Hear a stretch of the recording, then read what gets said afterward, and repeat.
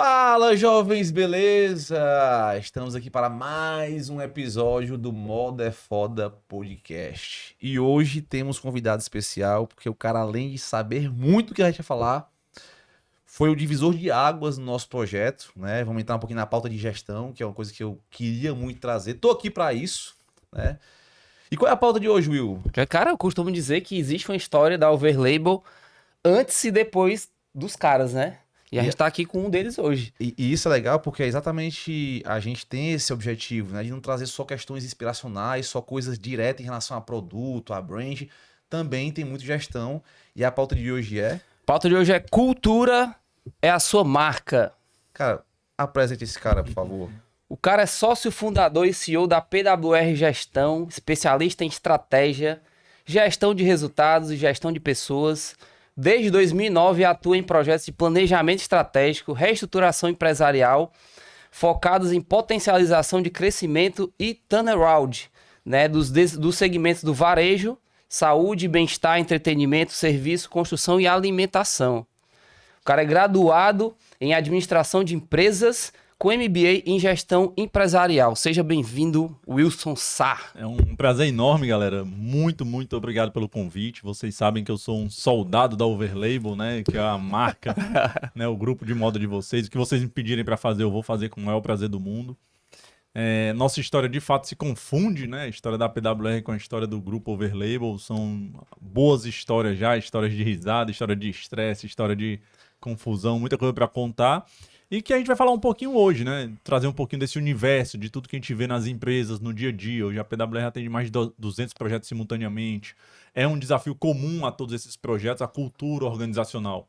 Por mais que o projeto tenha esse projeto de vocês tenham um quê muito legal de trazer uma visão profissional da moda, né? Do trabalho por trás da moda, de como isso é construído. Eu estava falando com o Vini antes de começar que, independente de tudo, por trás da moda tem um negócio. E o que é a base desse negócio é a cultura organizacional. Quando os empresários entendem esse jogo da cultura, a coisa começa a ficar mais clara. E isso, já pegando esse gancho que você falou agora, né? Em que momento você acha que o empresário, ou mesmo quem está ali se aventurando, né, dando os primeiros passos nesse projeto, deve realmente se preocupar com cultura? Na verdade, desde o começo. O que acontece muito? Eu estava em uma reunião, inclusive hoje de manhã, vou citar alguns exemplos, sem citar nomes, obviamente. Invariavelmente, se você vai começar um negócio, muitas vezes você vai precisar de um sócio. Alguns vão empreender sozinhos, mas vai ter alguém para ajudar em algum momento. Mas sem perceber, ainda que não intencionalmente, você vai perceber que você vai trazer pessoas que são o quê? Parecidas contigo, gente que acredita no que você acredita. No fundo, o que você está fazendo é um primeiro filtro cultural para o seu negócio. O Total. problema é que muita gente se une, por exemplo, eu vou fazer uma sociedade com o William porque eu quero construir o maior grupo de moda do Nordeste. Então muita gente se alinha e busca fazer sociedades por visão, por metas e objetivos em comum, mas poucos pensam antes o que a gente tem em comum, né? O que a gente acredita, quais são nossas crenças, quais são nossos princípios, o que é inegociável pra gente. Porque é isso que invariavelmente no alcance, na busca por essa meta que vai estressar uma relação entre sócios. Mas assim, Wilson, o que é que acontece? Assim, eu acredito muito que na moda, né? Como é que as coisas começam? Assim, beleza, você falou desse sonho grande que a gente tem, que é de fato construir o maior grupo de moda do Nordeste, beleza. Mas a coisa não começou assim, né? A gente só foi descobrir isso aí depois de, sei lá, acho que 7, 8 anos de negócio, né? Na moda, basicamente a gente começa muito pelo produto, né? Por esse. As pessoas têm algum viés criativo, ou no meu caso, né? Não era nem a questão criativa, eu tinha uma fábrica, né? Então, assim, você faz parte de algum desses elos da cadeia. Cadê? E a partir daí, por uma questão de necessidade, ou tem, às vezes de sonho mesmo de ter seu próprio negócio, de ter sua própria marca, começa esse caminho, né? Então, assim, pelo menos pra gente, cultura, eu também foi um susto, na verdade. A gente só veio se deparar com essa temática aqui quando a gente foi falar sobre planejamento estratégico. Tipo assim, como é, né? Lembra, Luísa? Exato. A gente vai falar no planejamento estratégico, vamos sentar aqui, galera. E o início desse processo foi definir a cultura. Como assim? E eu acho, e assim, mas e é interessante como que a gente meio que se construiu como uma grande coxa de retalhos, né? Foi pegando um do lado, outro do outro. E no final, quando a gente estreitou os laços para poder realmente refletir sobre a possibilidade e entender o que é cultura, a gente viu que existia uma convergência de valores assim gigantescas, né, entre a gente. Talvez tenha sido isso que fez esse elo ele se conectar. E é por isso que é bacana, porque quando você entende o conceito por trás, você entende o que uniu vocês. Entendeu? Você começa trazendo gente que você acha que pensa parecido, que tem valores semelhantes. Aquilo ali já é a cultura. A cultura já existe no negócio. O que muitas vezes, quando a gente faz um trabalho de planejamento estratégico, é tornar clara essa cultura. Explicar para vocês o que é. Putz, então é esse valor que a gente está desalinhado. De repente a gente está desalinhado em ambição. Eu estou pensando em crescer mais rápido que o meu sócio. Não, posso estar desalinhado em confiança. Pô, não estou confiando no meu sócio e é realinhável, é possível voltar para a mesma página ou não. Então é muito bacana porque você pode começar pelo produto, você pode começar por ter a fábrica, mas por trás sempre vai ter pessoas. E o que junta, né, o que é a cola dessas pessoas é de fato essa cultura. E é legal, assim, a gente falar que foi até um alerta, eu lembro demais, na época que foi o Paulo Vitor que estava conduzindo naquela primeira versão, que ele falou o seguinte, é verdade, a cultura tá aí, a gente vai ter que fazer um extrato disso, mas também é verdade que nesse processo de identificação, né, podem haver rupturas. Acho que foi uma das coisas que o Paulo Vitor mais alertou na época, foi, galera, é bom deixar alguns encaminhamentos, deixar algumas coisas já alinhadas de largada, que pode ser também que ao a gente realmente entender qual é a nossa cultura, isso pode despertar um desalinhamento para alguns dos sócios, né? E naquele momento ali, lembro como se fosse hoje, cara. Já teve casamento, já foi desassociado, briga de pai com filho, né? Isso em empresas familiares, que a gente tem a gente tem um flertezinho disso aí, né? O meu irmão faz parte, é um dos sócios. O William, por acaso, é primo da gente. A Lídia é uma grande amiga. Mas, assim, talvez por essa intimidade, se deparar com esse momento de consolidação, de definição, muitas vezes você vai ver que rapaz, eu não tô afim disso não, né? E eu acho que você já deve ter visto muita coisa, né, amigo? Com certeza. Porque a cultura ela é testada em dois momentos, né?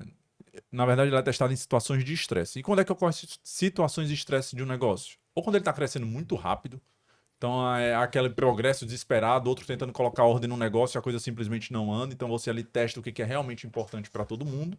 Mas o exemplo mais claro de cultura é no caos, é na loucura, é quando a empresa está em crise. Por exemplo, pandemia, vamos voltar em março de 2020. O que pesou para a galera naquela hora? Era mostrar o que de fato acreditava, o que defendia. Ah, eu valorizo as pessoas. Quantos de fato valorizaram na hora de demitir, fazer uma demissão correta, fazer uma demissão justa? Por mais nobre que fosse você ter que demitir para salvar outras pessoas, você precisava ter muito claramente esse valor de pessoas e humanizar até mesmo uma demissão, que é um momento difícil. Então é a hora que a cultura se mostrou à prova, entendeu? Foi posta à prova. Eu brinco que é igual o cara que é ateu e tá no avião. Quando o avião começa a balançar, irmão, não tem ateu. O cara começa, ai meu Deus do céu, não era ateu? Né? Mas na hora H é a mesma coisa com a cultura. Você tem que olhar para aquilo que é importante. E eu não sei, cara, se foi coincidência, sabe? Quando você falou do momento de pandemia ali, né? Um momento de crise que muita gente passou. Do que acontece? Naquele momento, a gente ter uma cultura bem definida, cara, facilitou muito esse processo. Porque é aquela história, uma vez que a gente já estava alinhado, o time fez isso aqui, né? Ó, ele plugou, né? Ele conectou e ficou mais fácil tomar as decisões difíceis. Exato. Eu acho que depois que foi estruturado, as coisas ficaram tão claras que ficou mais fácil a gente avançar na tomada de decisão. Exatamente, né? Exatamente. Isso é tão importante, galera, assim, a gente tá aqui nesse start aqui, né?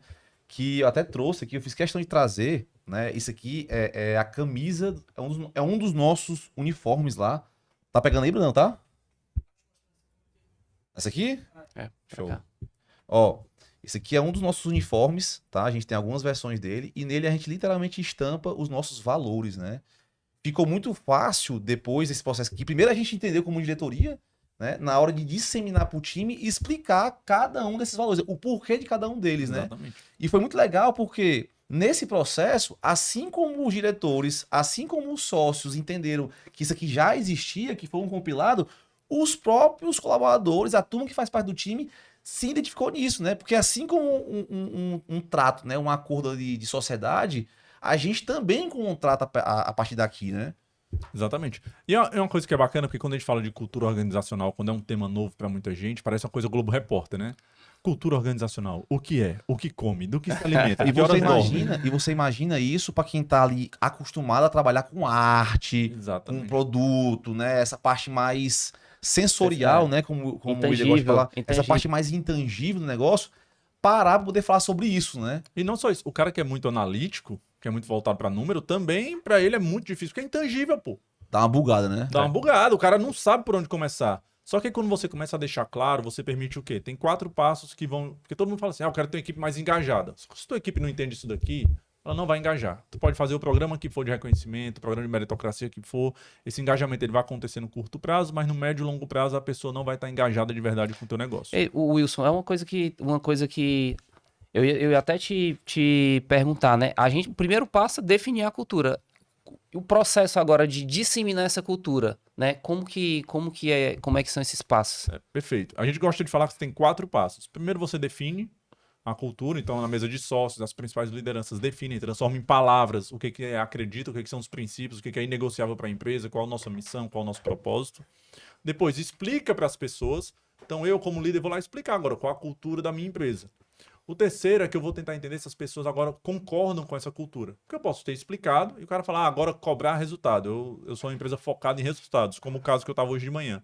E a galera fala, mas agora cobra resultado da empresa? Que loucura é essa? Como A gente assim, nunca cobrou né? resultados. Só que é a cultura vigente que os sócios querem implementar. E aí, só depois de concordarem que as pessoas vão engajar com a cultura. Só que muita gente quer inverter isso daí. Aí procura e fala que eu quero programa de meritocracia. Vamos colocar viagem para Disney, viagem para Balneário Camboriú, para Porto Seguro, para Trancoso, sem nem saber se a galera vive isso aqui. É. E aí é que você começa a perder o jogo sem perceber, porque você vicia a sua equipe em estímulos externos. Aí hoje a viagem é para Trancoso, amanhã tem que ser para Gramado, depois tem que ser para Europa, depois tem que ser Estados Unidos, depois tem que ser o quê? Marte? Porque tem hora que tem limite. Cara, e na moda, bicho, tem muito disso aí, É. sabe? Assim, consigo fazer claramente um paralelo do que você acabou de falar, no caso, nos trabalhos de brand, né? Que às Aham. vezes a gente quer, por exemplo, cara, é que isso foi mesmo na ferida, vamos dizer aqui o matuto, né? Em brand acontece a mesma coisa também, né? Porque você às vezes faz uma campanha e depois, né? Às vezes você dá tudo no primeiro momento e depois, né? Então acho que na cultura é a mesma coisa, acho que tem que ser em pequenas cápsulas, né? Você vai ali passo a passo, o empresário, é porque parece assim, Wilson, quem tá do lado de cá, que passou pelo processo, parece que o cara trocou, eu uso óculos, né? O cara trocou a lente do óculos. Então, quando o cara troca a lente do óculos, o cara passa a enxergar um mundo mesmo, o cara passa a olhar pro negócio de uma forma diferente, né? E aí ele fica naquela ansiedade porque ele quer que as pessoas também enxerguem aquilo. Esse é o primeiro detalhe. E aí tem um segundo detalhe, que as pessoas também não vivem o negócio como a gente vive, né? Uhum. Eu sou Exato. diretor, eu tô com o nosso na reta aqui, eu tô com a pele em jogo. Às vezes o colaborador tá ali, a pele em jogo dele é o ganha-pão da família dele. Uhum. Pro cara fazer esse paralelo de trazer essa realidade dele pra essa cultura da empresa, tem um deltazinho, né? Ou seja, não é uma coisa da noite para o dia, né? Não é da noite para o dia. E uma coisa que a gente tem que entender, pessoal, é que a gente vai perder gente que é desalinhada à cultura. E tá tudo bem. Você pode perder um cara que é foda hoje, que entrega um resultado no curto prazo, mas se ele não for alinhado e você começa a cobrar a cultura, talvez ele vá reforçar teu concorrente. E eu vejo muito guru de internet falando, não, que se dane, o que importa é o resultado. Só que ele vai minar a tua cultura. Se ele, por exemplo, se ele não é um cara pontual, tu quer colocar a pontualidade como um dos valores, e esse cara chega atrasado, você pode ser o dono da empresa, morrer de falar que tem que chegar pontualmente. Se ele é o que gera resultado, e vocês toleram esse resultado dele mesmo, e vocês aceitam ele chegar atrasado porque ele tem um bom resultado, ele vai mostrar o que vocês aceitam como cultura do negócio. Uhum. Então é melhor tirar a pontualidade dos valores do que virar piada a cultura Ei, da Wilson, empresa. eu ia te fazer uma pergunta justamente sobre isso, né? Tu tem uma frase que diz assim, ó, os bons são contagiantes, os ruins são contagiosos, né? Como que a gente faz dentro desse processo, não sei se é através de feedback, se tem rodadas de eventos, como que isso acontece para que a gente consiga identificar ali os bons, né? É difícil, né? Muitas vezes, se você fizer um exercício, colocar aqui os valores da Overlabel e pedir assim, ó, seleciona um colaborador X, avalie de 0 a 10 dentro dos valores. Por exemplo, acreditar, de 0 a 10 o quanto fulano acredita, o quanto ele é uma pessoa que vive esse valor. Só isso já vai te dar muito insumo para feedback. E, invariavelmente, pessoal, ninguém vai viver 100% os valores da empresa a todo claro. momento. A gente que é sócio tem nossos momentos também, óbvio. Agora, você vai ter que começar a entender quem, de fato, é recuperável, quem é só uma fase, às vezes está com problema em casa, família doente, problema financeiro, você vai lá, traz essa pessoa de volta para acreditar. E não, do cara que ele, na verdade, ele nem acredita em acreditar. É o cara que está lá na tua linha de produção e falando, acreditar é baboseira, é bom demais falar acreditar, é lindo na parede. Esse cara é o contagioso. Porque tu vai passar lá, tu vai falar 1 hora por dia, talvez, com tua equipe, quando muito. E ele tá lá 8 horas por dia, batendo e venenoso. Esse é o contágio que eu digo, né? O contágio ruim. Que é esse cara que tem que ser expurgado. E tem um outro desafio desse cara, que ele é difícil de identificar muitas vezes. Porque é fácil falar de... Parece fácil de identificar, mas não é. Porque muitas vezes esse é o cara que vem na tua frente e fala, pô, eu acredito muito, bate nas tuas costas, eu acredito nos valores. E tu só vai conseguir identificar com o tempo mesmo, nos pequenos sinais, pegando o feedback do time, O de ser quem tá humano é perto assim, dele. né, cara? É. O ser humano como um todo é assim, né? É porque como o Raduan fala muito isso, né? O Raduan, nosso sócio, ele fala muito isso. A gente gosta de se relacionar pelo ego, né? Pô, Vinícius, que casaco bacana. William, pô, que tatuagem massa. O que é isso? Eu afagando teu ego pra gerar uma proximidade. Aham. Ainda mais, amigo, No quem é do universo. comercial. Vou puxar agora pro meu lado, porque há uma tendência de quem tá no comercial, Aham. especialmente na moda, né? Tem muito esse quê de influência, né? O cara quer todo mundo bem, né? Então, esse cara, assim, que é o mais difícil ainda de saber se o cara tá realmente sendo quem ele é, né? Ter essa identificação. E, cara, trazendo um pouco pro universo criativo, isso é uma coisa que acontece demais, entendeu? O pessoal tá muito... Como lida o tempo inteiro com rodadas de aprovação, que é criativo, né? Então, o criativo, o criativo, ele vive numa pressão constante. É uma página em branco a cada dia que o Radon fala muito do comercial, né? Que, tipo, morre no dia 30 e renasce no dia 1º. A Fênix. Né? É a Fênix, né? O criativo, ele faz esse processo todo santo dia. Então, é uma página em branco o tempo inteiro sendo trabalhada. E muitas das vezes, o ego, ele é muito tomado e aflorado, né? Por conta dessa dinâmica. É que você imagina, E né? lidar- Você imagina, William, no caso da criação, né? Cada desenvolvimento, seja ele um produto, ou seja ele uma peça gráfica, um trabalho de brand, etc., é como se fosse um filho, né? É Então uma você entrega... Você imagina o cara tendo um feedback de alguém que não vivenciou aquele processo de criação, né? Desde a concepção, e o cara dizer, não tá legal, isso eu tô sendo legal em dizer dessa forma, né? Sim. Porque no dia a dia não é assim, né? Ou pior, né? O cara da produção te cobrando, falando, irmão, se não mandar a coleção, não vai sair no prazo, tá, filho? Exato. Já era, vai morrer. E o cara, não, mas criatividade não vem assim, né? E na Aham. moda, no caso da gente, como hoje, os lançamentos são semanais, né? Ou seja, eu tô, às vezes, com uma peça pronta e não tô com material gráfico, né? Com a campanha preparada para poder lançar. Então, é como você falou, é pressão realmente diária, né? Pressão diária tipo assim, tem outra coisa que eu acho que é o que, apesar do criativo botar o ser dele pra fora, né? Eu acho que a maturidade, isso com o tempo, e eu também acho que tem influência da cultura, do feedback, de saber falar como que essa aprovação ela tem que ser tocada, eu acho que também facilita a dinâmica do dia a dia, né? De fato, desse momento não ser um momento de tortura, né? De, cara, como é que tu acha que o feedback, ou como é que alguma Se existe alguma forma de fazer esse processo menos de forma mais doloroso, leve, vamos né? dizer. Mais leve, melhor. Não necessariamente tem, porque ele é um processo doloroso.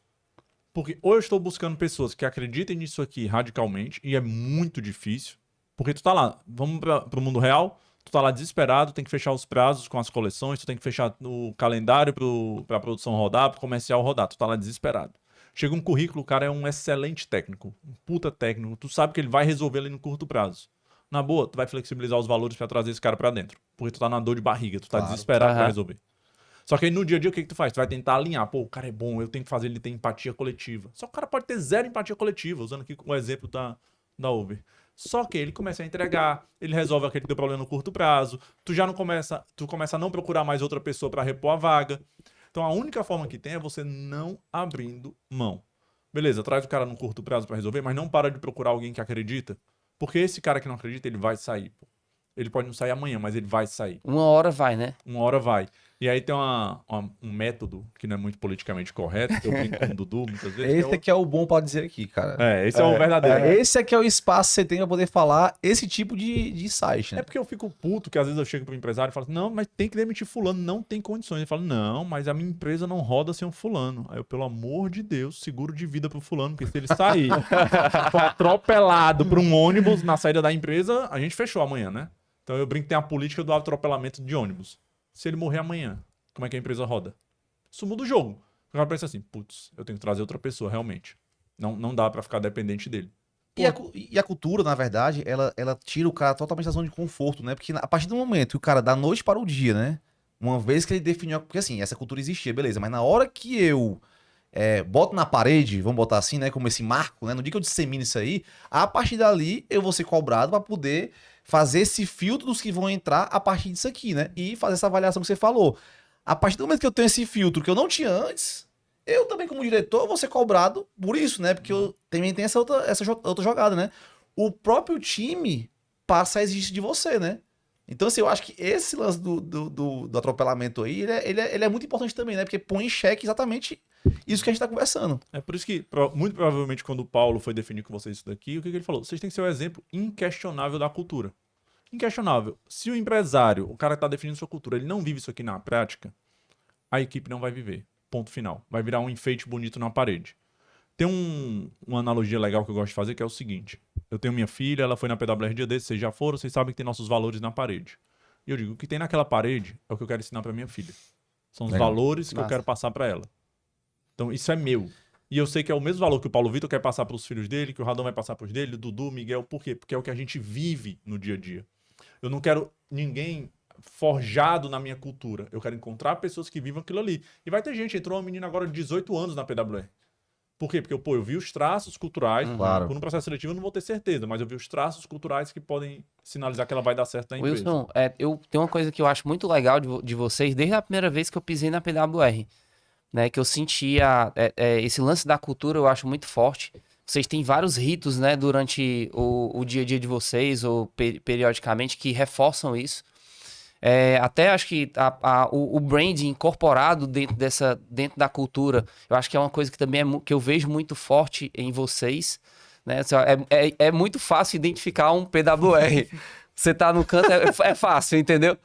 E como que existe essa relação, cara? Tipo assim, isso foi estruturado desde o início, isso foi pensado. Teve algum momento onde esses dois mundos da cultura com o branding, ele fez a conexão, ele fez o clique. Como é que foi essa construção? Pra gente é um pouquinho diferente, porque como o nosso trabalho ele é entregue por pessoas e começou pelos sócios com a mão na massa na operação, eu, Paulo e o Radon basicamente, então a gente já foi treinando as pessoas dentro daquilo que a gente acreditava, tá?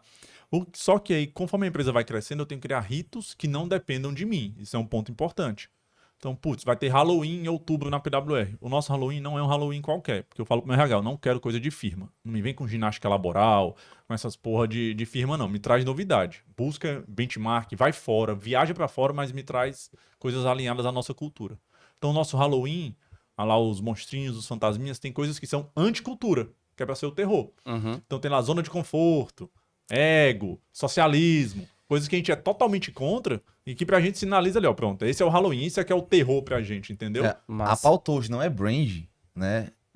Mas é impressionante como a PWR, não sei se de forma intuitiva, tá? Ou se proposital. Desde o começo, cara, sempre teve. O pilar de brand da PWR, cara, é gigantesco, cara. É como você falou. E não é comum no meio de vocês, da consultoria, né? Não é comum isso. É até legal se você puder minimamente falar um pouquinho de como é que isso funciona com vocês, né? Porque brand, a gente fala de moda, né? Mas eu acho que brand cabe em qualquer negócio. Com certeza. Eu acho Total. que pegar esse gancho aqui que você falou, acho legal você falar um pouquinho sobre isso também, né? E você anúncio começou, né? O Wzinho do PWR lá é o W de Wilson, né? É de power, né, que a gente fala. Aí você adapta, né, amigo? Aí você adapta, Na verdade, depois que o cara faz sucesso, eu digo muito isso aqui, certo? Depois que o cara faz sucesso, meu amigo, o cara conta a história que quiser, né? Essa que é a verdade. Tá. Na verdade, sim, nós não somos especialistas em branding, tanto é que não tem no nosso portfólio. O William já fez um grande favor uma vez, passou uma tarde lá matutando com o pessoal, nos ajudando a estruturar tudo isso. Eu acho que muito mais aconteceu, talvez, por esse alinhamento cultural. A gente sabia o que queria comunicar, a gente sabia o que queria passar para as pessoas. A gente queria, hoje, eu tô com alguns novatos começando, meu primeiro momento com os novatos na PWR, eu estou falando, fala galera, tudo bem? Prontos para trabalhar pra caralho? É isso aí. Hoje, antes de vir pra cá, eu passei no auditório, eles estavam tendo treinamento, abri a porta e falei, e aí, galera, sextou, mas ninguém sextarás? Entendeu? Vão virando os mantrazinhos, Que é né? pra eles já verem a realidade, porque é o que a gente faz no dia a dia. E aí, se a galera entra e não entende essa realidade, né, esse brand, por isso que começa lá atrás o Nunca Parar. Já era nosso, entendeu? Já era essa correria, essa loucura. Então a gente foi construindo essa cultura, o brand ele foi formado em volta da cultura. Talvez por isso ele consiga refletir tão claro, porque a gente tinha essa cultura muito claramente definida desde antes. Que é uma vantagem, como a gente já trabalhava com consultoria, a gente já entendia a importância da cultura, tarará, tarará. E eu não tenho dúvida que, com certeza, essa forma de ser de vocês, que é muito particular, né? E por esse motivo é difícil multiplicar, mas vocês estão conseguindo de forma, ao meu ver, extraordinária, né? Porque, como você falou no começo, né? Nossas histórias, elas se misturam um pouco, né? E é muito legal ver que quando os projetos eles se conectam, né, cara, todo mundo ganha, né? Ou seja, o sucesso hoje da própria PWR se traduz num sucesso nosso também e esse ciclo vai se retroalimentando, né? Mas é muito legal que eu tenho certeza, Wilson, assim, sem sombra de dúvida, que esse cuidado que vocês têm hoje com o brand foi uma coisa que conectou muita gente. Essa forma de fazer de vocês faz com que vocês, como consultoria, imagina, um assunto chato para uma empresa de moda é chato, cara, não adianta. Gestão é um saco, pode falar. Gestão é um Gestão saco. é foda, porra. Pode Gestão falar. é foda. Só que Eu vivo foda. disso e eu tô falando, gestão é um saco. Porra. E tem que ser chato mesmo, sabia? Eu até acho que hoje tem que ser difícil mesmo. Porque, por exemplo, se você pega um ramo de moda, que é um setor que não tem barreira, é fácil de entrar. Qualquer um vira costureiro. Pra você dar o próximo passo, aí já não é pra qualquer um. Então é por isso que tem que ser difícil, porque acaba criando esse funil, né? Muitas empresas, Wilson, não tenho dúvida, que não deixam de crescer porque não querem fazer a parte chata do negócio, né? Mas assim, trazendo aqui pra gente fechar essa pauta de brand, né? Eu não tenho dúvida que essa forma como vocês enveloparam a PWR, a consultoria, deu mais empatia, deu mais match com o nosso trabalho. A PWR não foi a primeira consultoria que a gente contratou, não foi. Mas eu tenho certeza que está com a gente hoje e contribui com o nosso sucesso muito por conta desse elo, tá? E até pegando um gancho sobre elo, né? Quando você fala de cultura, né? Já vi também depoimento seu falando que a cultura ela é mensurada pelo elo mais fraco, né? Exatamente. E aí? É porque tem, de novo, né, tem uma analogia simples que é de uma corrente. O que define a força de uma corrente? É o seu elo mais fraco, né? Se eu tiver uma corrente, ela tiver 200 elos e um elo for fraco, é onde essa corrente vai quebrar. Cultura é a mesma coisa. Como eu falei do exemplo da pontualidade. Se você fala que na nossa empresa nós somos pontuais. Uma vez eu estava fazendo essa definição de valores para um cliente nosso, você o conhece, mas não vou expor, obviamente, no off eu falo. E ele queria que pontualidade fosse um dos valores da empresa dele. Ele falou que pontualidade é um valor, é importante, o pedido tem que chegar na hora, os funcionários têm que chegar na hora para a reunião. Aí eu, beleza, irmão. Mas tu nunca chegou na hora para uma reunião com a gente em 2 anos de trabalho. Para essa reunião de hoje, tu atrasou 45 minutos. Como é que pontualidade vai ser um dos nossos valores? Aí ele parou, olhou, aí... melhor não ficar não. É porque, na verdade, o cara quer resolver os problemas. Na verdade, assim, ele quer resolver os problemas da empresa. Como isso aqui é um pilar, um ponto tão importante quando a empresa não tem cultura definida e passa a definir. É tão importante esse processo de disseminação, o cara quer resolver os problemas da empresa na definição dos valores, né? O que eu percebo é isso também. Porque, assim, é óbvio que pontualidade é algo importante. Então, não, já que é importante, eu vou colocar isso como um valor da empresa. Mas é aquela história. Se o elo fraco é o próprio cara, ferrou, né? E eu me lembro muito bem, cara, que no dia que a gente foi fazer o exercício para poder fazer essa dinâmica de definição, o Paulo até falou que a coisa ela é muito mais da vivência, né? Tipo, tira de ti e bota pra fora, porque de fato é aquilo que vai ser refletido dali pra frente, né? É uma coisa muito de dentro pra fora e não de fora pra dentro, né? Sim. É assim mesmo isso? Exatamente, é de dentro pra fora. É por isso que você não encontra sócios e muda a cultura dessas pessoas. Você encontra sócios alinhados culturalmente e constrói um negócio com essas pessoas. Isso muda tudo. Se você perguntar assim, Wilson, por que tu começou uma consultoria? Porque eu tinha tido experiência em consultoria lá atrás, Raduan também já tinha tido, sabia que o Paulo Vitor tinha perfil e ele também já tinha trabalhado com auditoria, então eu entendia que talvez consultoria fosse algo bom pra gente. Mas eu vou falar uma coisa de coração. Se fosse pra montar um carrinho de pipoca com eles, eu teria colocado. Se fosse pra fazer uma confecção, eu teria colocado. Se fosse pra fazer um lava-jato, eu teria colocado. Porque eu sabia com quem eu queria fazer. Eu tive outras propostas para abrir consultoria para a sociedade antes da PWR e não abri. E com o coração em paz, poderia ter sido ótimas oportunidades. Mas eu sabia desde sempre com quem eu queria construir. O que, irmão? A gente ia resolver depois. Wilson, quanto que essa... Primeiro quem, né? E depois o depois quê. o quê. O quanto que isso também é relevante na hora de você ter relação com fornecedores, com clientes, com parceiros. Como é que é a relevância disso? Essa pergunta é muito boa, porque assim, fornecedor acaba sofrendo na minha mão, né? Sou extremamente disponível para meus clientes. Então, se eu falar com o fornecedor, filho, ele não me responder 11 da noite, ele vai ficar louco, porque eu vou mandar interrogação, eu vou perguntar, porque eu estou acordado e eu sou um pé no saco com isso. Assim como meu cliente, se eu estiver acordado, eu vou respondê-lo. Ponto final. Agora, com o cliente, de fato, a própria cultura, como vocês falaram, deu match com vocês, ela também acaba filtrando. Tem gente que olha e fala, não, esses caras são muito diretos, os meninos são muito são muito assertivos, né? E não se identifica e acaba filtrando e tá tudo bem, galera. Assim, tem outras consultorias, a gente não é melhor que ninguém porque a gente tem uma cultura diferente, não é isso. Tem outras empresas que têm outras competências, têm outras culturas e que vão dar match com outros clientes e tá tudo certo. Entendeu? A gente vai pedir para trabalhar sábado. Eu tenho um cliente que é casa de show, que é casa de eventos, e a reunião era domingo de manhã. Os caras ficavam malucos. Pô, como é que só vocês mesmo pra me acordar domingo de manhã? Os caras trabalhavam sábado de madrugada e domingo de manhã tava tendo reunião de resultado com a gente. Ei, Wilson, e é legal, cara, você falar sobre isso, porque eu até vou abrir aqui algumas situações nossas também, né? Vocês estavam falando aí, por exemplo, o 100 milímetros, né? O 100 milímetros é um... Eu não sei se isso é um valor prático, tá na parede da PWR, mas com certeza ele faz parte da cultura de vocês, né? E na moda, como a gente tava falando aqui mais cedo, né? É difícil você trabalhar esse 100 milímetros porque os personagens, cara, é criação, mas comercial também. Uhum. Comercial, tudo é problema, menos o comercial. Ah, é a coleção que atrasou, é o modelo que não tá legal, é a foto que não saiu. Mas eu errar? Lógico que não, a minha equipe ela é perfeita, o Bumbo toca forte, meu time é foda, fez o que tinha que fazer. Então assim, o 100 milímetros ele passa por todos os setores da cadeia, né? E a gente tá falando de fornecedor, por exemplo, com vocês é outro ponto também que ajudou muito. Eu conheci vocês num Summit, um evento em janeiro de 2019, e a capa do caderno lá de vocês, né, da Portilha lá, enfim, era isso, 100 milímetros, né? E aí o que acontece? Até mesmo na forma como a gente tratava no dia a dia, até hoje é assim, né? Uhum. É 100 milímetros, é papum. E eu já testei algumas vezes, porque assim, eu precisava realmente botar pra fora algum sentimento de uma coisa que não tava legal na nossa relação de consultoria e cliente. E eu falei, cara, é 100 milímetros? Pois então eu não vou ter milímetro, eu vou falar. E lógico que machuca, que dói, que o cara sente, nós somos humanos, né?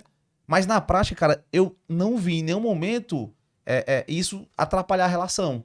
Porque aquela história, cara, você vai ser criticado, vai doer. Uhum. Mas qual é o foco, né? O foco é avançar. É. Então, você sabe que eu tô falando em prol, né, do nosso sucesso e você recebe, por mais doloroso que seja, em prol do nosso sucesso.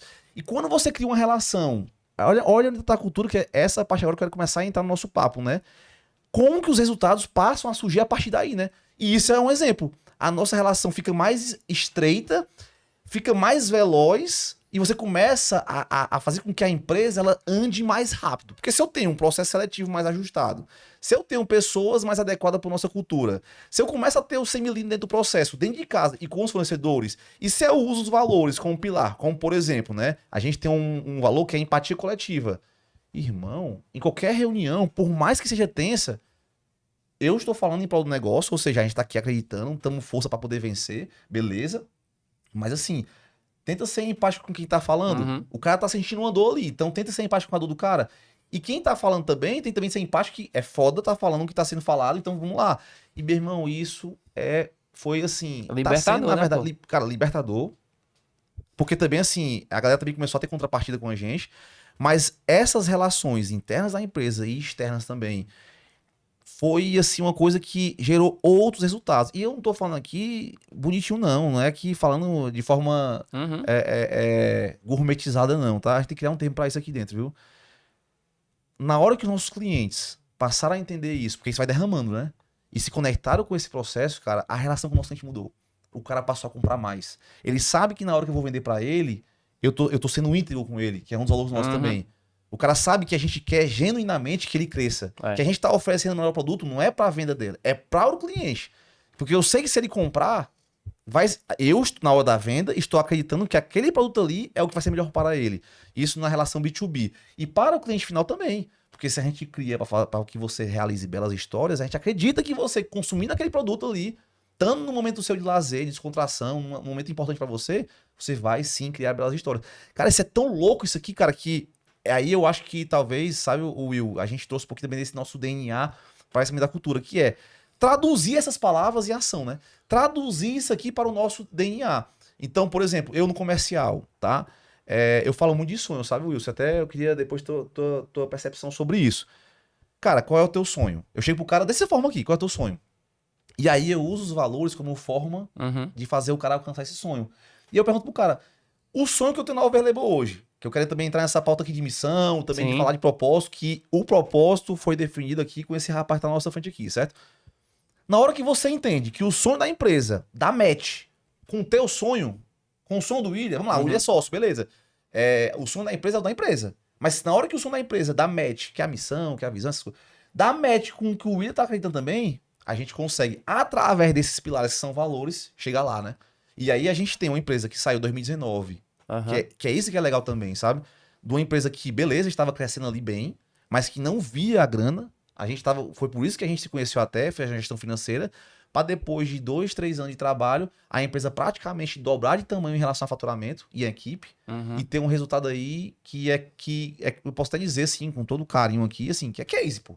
Né? Você acompanha, você fala, Vini, vocês até não tem nem noção do que vocês estão construindo. Porque isso aqui, cara, quando a gente... Tem uma frase que é legal, que é assim, quando você tira o dinheiro daqui, né? Cifrão do olho. Quando você tira o cifrão do olho, ele vai pro bolso. Ele vai pro bolso, né? E, cara, é impressionante. Como a gente passou a defender isso aqui, cara, a marcha começou a acontecer. Eu tenho um fato bem marcante. Foi um showroom que a gente fez agora pra Bendita ano passado. E aí, na montagem da apresentação, né, a gente ficou naquela, cara, beleza, a gente vai trazer os clientes, a gente vai trazer essa relação, abrir relação com os clientes. Como é que a gente começa vamos mostrar as marcas, vamos apresentar as marcas? Não, cara, primeiro vamos nos apresentar, entendeu? Vamos nos apresentar, vamos apresentar nossos valores, vamos mostrar qual é a nossa missão, o propósito, por que a gente faz o que a gente faz, e aí depois a gente mostra as marcas. E, cara, isso foi de uma importância tão grande, porque ali as pessoas estavam vendo que elas estavam se relacionando com pessoas, entendeu? Não é só com a marca, não é só com o negócio, mas também existe valores, existe todo um contexto que move tudo aquilo, né? Que é representado pelas pessoas. Então, acho que foi um fato que... E, Will, mais do que isso até, aquele evento a gente nem vendeu. Exato. Né? Tipo assim, o intuito do evento, geralmente quando você faz um showroom, né, é concluir com uma venda. Tanto é que tem muita empresa, e tá tudo certo, tem muita empresa que o filtro do convite é, galera, eu vou chamar aqui os principais clientes, porque no final do dia a minha ideia é que se você comprar amanhã, você vai ter X% de desconto aqui e tal. E naquele dia, nesse evento específico que você tá falando aí, o nosso intuito não era nem vender. Só que o que é engraçado nisso, né? Quando o cliente entende que a gente não tá ali... Porque assim, você, na verdade, eu digo muito isso, né? O vendedor, ele não vende, né? O vendedor, ele conduz o cliente a comprar, né? É o cliente que compra, não sou eu que vendo, né? Então, assim, é até difícil falar isso, muita gente talvez nem entenda isso que eu tô falando agora, mas nós vamos falar sobre vendas mais à frente, né? Eu acho que é isso, quando a pessoa entende que a gente tá ali genuinamente, mostrando o que a gente acredita, e tentando fazer com o cara, isso aqui faz sentido pra ti, É porque você gera uma conexão de verdade com a pessoa, né? Com a marca. Aí sim, você consegue ter um branding forte. Você consegue, de fato, trazer uma conexão. Pô, a pessoa não vai esquecer o que ela sentiu quando se relacionou com a sua marca. Me corrija se eu estiver errado. É isso aí. Isso não tem preço. Porque roupa todo mundo tem, né, cara? Como tu falou de 100 melindres, uma coisa importante e que quebra muita relação de sócios, inclusive, é porque a gente vê muitos sócios se abraçando, se beijando aí pela frente, falando que é mil maravilhas, mas é porque existe uma harmonia artificial na relação de sócios. O que isso quer dizer? Eu sou seu sócio, mas eu não tenho confiança, eu não confio em você o suficiente para expor meu ponto de vista sobre algo que me desagrade, sobre algum problema, sobre algum feedback que eu quero te passar. Então, como eu não me sinto à vontade, eu acho que nossa relação é frágil suficiente para quebrar por um feedback. Isso tem demais. Atendo muita empresa, tem demais. As pessoas vão varrendo para debaixo do tapete os problemas. Quando você discute a cultura, muito disso vem à tona, porque você tira o que está lá dentro pra poder falar. O cara vomita esse na hora. O cara vomita. Que muitas vezes não é nem o momento ideal pra fazer isso, né? Não é, mas em algum acaba momento sendo, tem que ser. né? Porque você tem que, antes de tudo, você tem que instituir a confiança entre os sócios. Esse é o principal fator. Eu tenho que estar 100% à vontade para quebrar o pau com meu sócio em nome do negócio. E nessa hora o consultor faz o que, Wilson? Na hora que o pau tá quebrando na mesa lá... Depende da situação. Muitas vezes deixa um pouquinho para ver se realmente falou tudo. Se estiver exaltando, puxa para mediar, para dar uma acalmada, para voltar para a decisão. Se estiver indo muito pro pessoal, algo nada a ver, também vai dando uma mediada. Mas isso é importante porque, assim, amo meus sócios. Mas tem dia que eu estou puto com eles. É, casamento e tá tudo bem, assim, é casamento. Casamento é assim. E ainda não durmo com eles, né? Não tenho nenhum bônus. Né? É só o ônus, né? É só o ônus. E tem dia que eu não quero falar com o Paulo Vitor. Bicho, não fala comigo hoje. Amanhã eu falo contigo. E assim com ele também, tá de boa. Por quê? Porque no fundo, a gente é mais imaturo do que parece. Todo mundo. E pro imaturo, o Raduan fala isso perfeitamente. Eu adoro essa frase dele. Pro imaturo, a verdade é uma ofensa. Então, eu dou um feedback pra ti, até numa boa intenção, de que você melhore. Só que é que você pensa primeiro? Porra, filho da puta, tá me criticando. Calma. Feedback, ele tem duas possibilidades. Ou ele é uma verdade e tem que ser mudada, O William me passa um feedback, ele tem uma percepção correta sobre mim e eu vou trabalhar para melhorar. Ou é um feedback que eu considero injusto, mas é uma percepção que ele tem. Uhum. Como é que eu vou trabalhar essa percepção dele para mudar a percepção? Porque é uma percepção, ponto final. Eu ficar puto não vai resolver nada. Ele tá puto porque ele tá vendo uma situação que o desagrada. Eu tô puto agora porque recebi um feedback e ninguém tá resolvendo porra nenhuma. Wilson, esse feedback aí, tá? Em 2019, o nosso primeiro processo, foi sugerido que a gente começasse pelo feedback do sócio. Eu não sei se eu agradeço a pandemia nesse momento ou não, certo? Mas o feedback foi feito online. Como a gente estava naquele momento a gente já tinha fechado o contrato, a gente queria avançar, né? E aí o feedback foi online. Cara, eu vou te falar, foi um dos momentos mais difíceis da minha carreira.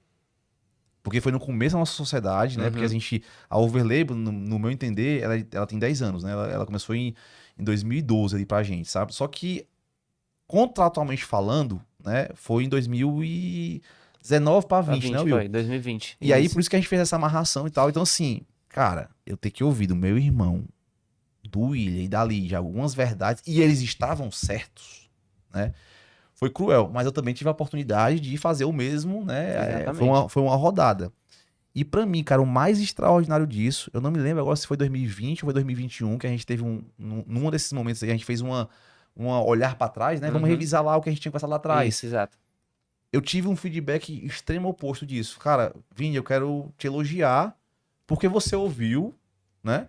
O que a gente conversou e tipo assim, mudou a relação. Mudou a relação. Então, assim, é um risco de quebra de relação, né? Mas ao mesmo tempo, cara, quando a coisa conecta, brother, meu irmão, é outra parada, sabe? E tem um ponto que é um valor da PWR, e eu sei que vocês vivem isso muito forte também, que é a autorresponsabilidade, pô. Beleza, o que eu posso fazer para mudar esse feedback? Se ele é justo, é um feedback correto, quais ações eu vou traçar para não receber o mesmo feedback de novo? Se ele é um feedback que eu considero injusto, o que eu vou fazer para mudar a percepção sobre esse feedback? E é a mesma coisa que acontece quando o cliente não dá um feedback, como você falou. Porque o cliente me deu um feedback, aí, putz, o projeto tá gerando resultado, tá no prazo, o que tá acontecendo? O cliente não percebeu o resultado, marca um balanço de atividade que a gente chama e apresenta os resultados para o cliente. Pecamos em não apresentar os resultados. Estamos errando nisso. E aí, se você consegue se despir, né, desse ego, trabalhar a humildade de executar o feedback, tem um mantra que eu gosto de falar, meus sócios sabem disso, que é eu não levo o mesmo feedback 2 vezes. Eu acho que isso tem que ser uma máxima. É que nem erro, né? Velho, eu não posso errar. velho, eu fico posso louco. Meu mesmo erro 2 vezes. Eu fico louco se eu receber o mesmo feedback 2 vezes. Louco. E não porque eu tô recebendo feedback. É comigo. Eu tô puto comigo. Aí, às vezes, eu já recebi feedback porque eu ficava puto, né? E só se eu falar, pô, tu fica muito fechado na hora do feedback. Velho, peraí, eu tô processando, eu tô puto, é comigo, não é com feedback, pelo amor de Deus. O que é legal também, né? O que é legal você também deixar claro, que é o alinhamento desse momento também, né? E as pessoas são diferentes, né? Cara, tá gritando aqui dentro de mim, falar sobre perfil comportamental não é a pauta de hoje, certo? Mas é porque foi outro ponto também que foi legal entender, porque tem a ver com comunicação. Cara... Não, aqui, assim, sabe? vai o próximo papo. Vamos ter que combinar de voltar mais vezes aqui. E detalhe, né? Trazer também o Raduan, que já foi citado aqui umas 2, 3 vezes. Isso. Tá com a orelha quente hora dessa? Eu tô na dúvida de qual tema que eu vou trazer pra ele, né? Porque na primeira vinda do Raduan, eu gostaria muito de falar literalmente sobre vendas, né? Mas você já fala de ego aqui várias vezes. Aí vai cair no ego, o homem agora tá cristão. Né? Vai marcar uns 10, viu? É o meu, como é que eu falo? É o meu histórico favorito. Ei, cara, podemos partir pra pergunta final? Não, ainda não. Ainda não? Segura aí, Brandão. O Brandão levantou uma placa bem ali, ó, nesse estante. Não. Brandão, calma, cara. Sim. Tá bom. bom. Com o quê? Não, antes de entrar nessa pauta aí, deixa eu falar o seguinte. Não, Brandão, mas antes de você entrar nessa parte final aqui, que eu quero que você conduza, e você conduz muito bem, tá? Na boa, certo? A gente falou aqui sobre a importância da cultura, mas eu gostaria de deixar também uma dica prática. Eu sei que você falou que o ideal é no começo, mas na boa não dá. O empresário não tem maturidade para isso, nem pensa sobre cultura, planejamento estratégico então, o cara não sabe nem por onde começar. Assim, na boa, em que momento você acha que uma empresa, que sinais você pode ter como gatilho aqui para de fato falar o seguinte: precisamos de um planejamento estratégico, porque é importante entender que a cultura está dentro disso, né? Em que momento o cara não, você acha que quando a empresa chega nesse patamar aqui, ou tá acontecendo um tal fenômeno, é importante o cara parar para dar uma revisada, para pensar nisso? Cara, eu acho que em qualquer momento que você queira pensar os próximos anos da sua empresa. Esse é o ponto-chave. Hoje de manhã, essa reunião foi bem movimentada hoje de manhã. O dono falou o seguinte: não, cara, eu tenho as metas e objetivos passados para os meus executivos. Só que fazendo paralelo, é como se tivesse uma meta só, que era dobrar a quantidade produzida de peças. E faturamento? e churn, e LTV. Fiz algumas perguntas para ele que desmontou. Eu falei, cara, tem que estabelecer direitinho onde é que quer chegar. Tu vai cobrar teus sócios pelo quê? Então, assim que você começa a entender onde você quer chegar, aí você começa a pensar direitinho o que eu vou precisar para chegar lá. E aí muitas vezes você vai chegar no quem. Quem vai estar comigo? Quem vai suprir essa lacuna? Putz, eu quero embarcar agora para uma parte de tecnologia. Eu não tenho sócios que consigam abraçar isso. Eu vou trazer um sócio para essa área. Então, aí você vai invariavelmente ver que, precisando de contratações estratégicas, você vai precisar ter uma cultura muito bem E definida. detalhe, né? A missão e a visão, elas funcionam meio como uma lupa pra parada, né? Tipo assim, depois que você define isso, tudo que for fazer na empresa tem que saber. Isso aqui vai nos levar pra onde a gente quer, que a gente combinou, que a gente alinhou, ou não? Vai nos colocar na rota ou vai te nos tirar da rota, né? Então tudo isso serve pra poder ir Convergir, fazendo né? essa conversão, né? Contratação, decisões estratégicas sobre o que vai fazer, que tipo de produto, quem contratar, tudo isso vai servir de lupa pra você seguir nessa jornada, E né? é interessante a rota que o Wilson falou, que tipo, tá pautado por um objetivo que seja um faturamento, algo que esteja no rol do empresário, né? Cria um marco, né? Marcou ali. Aí vem fazendo, parece que um para trás, né? O que eu preciso para fazer isso, que vai para fazer isso. E aí a cultura, vai pro ser o primeiro ponto de passo. partida. E vai dando um foco pra todo mundo, né? Que você imagina, eu tenho uma empresa na moda, né? Eu tenho geralmente sócios criativos, que são mais lúdicos, que são mais inspiracionais, enfim. E eu tenho outro que é o mais racional, que aí vem um financeiro, vem um comercial. Como é que eu boto todo mundo nessa página? É isso, né? É quando você começa a botar essa lupa pra poder você seguir esse caminho alinhado por todos. É importante dizer isso, né? Alinhado por todos. Exato. Bateu o martelo, amigo, não tem mais o que tá discutindo, não, né? E eu acho legal o dia a dia de como os valores eles também são citados nas tomadas de decisão, né? Tipo, às vezes você vai dar um feedback, pelo menos lá na empresa a gente procura tá ali exercitando isso, né? E aí, galera, integridade e ética, então tá preparado, vamos nessa, entendeu? Fulano de tal, essa situação aqui, cara, vamos aqui, empatia coletiva, né? A gente precisa. O dia a dia funciona assim mesmo, Wilson? Com certeza. Certeza, né? Eu sempre digo o seguinte, para feedback positivo ou de melhoria, ancora nos valores. Ele vai fazer a diferença, entendeu? Tipo assim, ó, cara, eu acho que você feriu o valor tal, ou não, eu queria reconhecer fulano porque ele viveu a força essa semana, a gente viu como tava difícil, tava desafiador, o cara foi lá e entregou o que precisava entregar. O valor, ele tem que encerrar qualquer discussão. É isso Boa. que ajuda, entendeu? Essa frase Pra eu gostei, gente- viu? Só desculpa, Vini, um ponto que tu falou que é fundamental e que eu acho que é importante, seja você da moda ou de qualquer segmento, que faz toda a diferença pra gente não confundir. Cultura não são habilidades. Muita gente fala assim, como é que pode? Meu sócio é mais financeiro, eu sou mais comercial. Como é que isso vai dar certo? Pelo contrário, aí tem muita chance de darem certo. Uma sociedade dá certo quando você encontra pessoas que têm características semelhantes, valores semelhantes e habilidades complementares. Que aqui muita gente falha. Porque coloca todo mundo que é só comercial, aí ninguém olha pro financeiro. Ou coloca todo mundo que é financeiro e técnico, aí ninguém sabe vender na porra da empresa.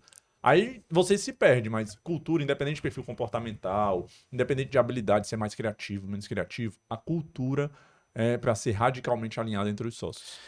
Cara, para poder a gente já partir para essa parte final, literalmente, né? Eu queria só que você pincelasse sobre propósito, tá? Porque, assim, propósito é cultura e tipo assim, como é que vai poder cadenciar essa ansiedade em cima desse termo, né? Propósito. Eu tenho que ter propósito. É um termo que, assim, eu tenho até cada vez mais sido... Eu falo de liderança e tenho cada vez mais tentado falar de antimotivação e antipropósito. Porque eu acho que virou desculpa pra não fazer porra nenhuma. Desculpa. Na verdade é essa. Aí o cara fala assim, não, porra, quando eu tiver motivado, irmão... Projeto 2023, que o cara já desistiu da barriga tanquinho, né? 2022 já foi pra 2023. Em agosto o cara já abortou, né? Quando eu tiver meu propósito, irmão, eu vou voar. Porra nenhuma, propósito tu não descobre no fundo de uma rede. Tu não descobre no retiro qual é o teu propósito. Tu descobre o teu propósito na tua caminhada. Aí tu vai encontrar. Hoje eu tenho muito claro o meu propósito, que graças a Deus é o mesmo da empresa onde estou, senão não estaremos juntos, que é gerar riqueza e liberdade. Então quando a gente faz um trabalho para um grupo como o Overlabel, o que a gente quer é gerar riqueza e liberdade. Para que as pessoas sejam mais ricas, os negócios sejam mais ricos, sejam mais produtivos. Por quê? Porque a partir do momento que o negócio de vocês crescem, vão abrir novas lojas, abrir novas fábricas, abrir novas lojas, novas fábricas, vai contratar mais gente. Quantas pessoas deixam de depender do assistencialismo do Estado, ou seja, se tornam mais livres, porque agora podem produzir por si mesmas o resultado do seu trabalho. Então isso é o que brilha nossos olhos. Massa. E aí quando a gente fala de propósito, que é um dos pilares culturais, o grande ponto é que ele tem que tocar fogo no coração de quem está na empresa. tem que tocar fogo. Boa. Assim, o meu consultor tem que saber que ele tá viajando de madrugada pra Teresina, às vezes de ônibus, que a malha aérea ficou uma porcaria depois da pandemia. Não é porque ele tá indo fazer um projeto de consultoria. É porque ele tá indo gerar riqueza e liberdade no interior do Maranhão, numa cidade paupérrima. Boa. Acho. Foda. Não quero acabar, não. Ninguém faz Pois é. Eu tô de boa, viu? Vamos ter que marcar, O próximo. a segunda etapa desse papo exatamente. aqui. Tá? Eu ia te fazer uma Caraca, pergunta aqui, mas assim, não dá, cara. Eu É, cara, excelente, cara. Assim, porra, muito. gratidão pra caralho por estar aqui. A gente Poxa. falou, não, tem uma perguntinha aqui final, viu? É. Eu tô é com medo dessa, né? Não, Tem, cara, tem, mas- tem uma perguntinha final, Vai cara, criando mas, cara, porra, foda. Foda. Will, manda a pergunta, senão eu vou querer falar sobre essa outro assunto Cara, aqui, cara. A gente sempre encerra com essa pergunta, que pra gente é importantíssima, né? E é o que puxa o nosso bonde aqui. Por que moda é foda? Cara, eu acho que moda é foda porque exatamente vocês não têm talvez a noção, ou talvez vocês que estejam mais à frente já tenham isso melhor, mas será que o teu vendedor percebe o quanto ele pode mudar a vida de uma pessoa pelo que a pessoa tá vestindo hoje? Quantas mulheres hoje vão sair se sentindo bonitas de casa, muito mais confiantes, que vão saber que vão estar bem vestidas, vão estar bem trabalhadas, vocês vão ter recuperado a autoestima de uma pessoa pela moda que ela tá vestindo. Não é a roupa pela roupa. É o quanto aquela mulher foi lá, pensou, planejou para poder se vestir. O quanto o cara pensou, né, qual roupa ele usaria para encantar a mulher no primeiro encontro. Né? O quanto você foi casar e você pensou qual roupa você usaria naquele primeiro encontro. Talvez muita gente lembre qual a roupa que usou no primeiro encontro com a sua respectiva ou com o seu respectivo. Olha o tamanho da memória que é criada em torno de moda, né? A memória afetiva que se tem à moda é muito forte. Com certeza tem roupa que vocês olham e vocês falam assim, putz, lembrei do meu pai. Caramba, lembrei da minha mãe. Vocês não estão vendendo roupa.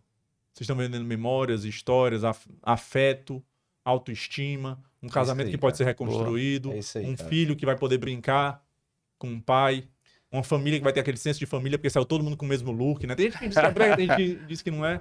Então, se por meio disso eu não puder explicar que moda é foda, eu não sei explicar de outra forma. Ei, cara, show demais. Ó. Amigos, finalizamos Show. mais um momento aqui, cara, que eu acho que o papo hoje foi extraordinário, tá? Espero que vocês tenham gostado. Se quiser conhecer um pouquinho mais da gente, @William Marques. William Marques. Este jovem que vos fala aqui, @Vini Souza, 3 underlines, e o Wilson, é? @Wilson SaJR. Tamo junto, galera. Até a próxima. Ei, hein? cara, @moda é foda, pô. Pronto, você falou. Pronto. Valeu. Valeu. Show. Ei, cara, massa demais. Ó. Foi, Brandão?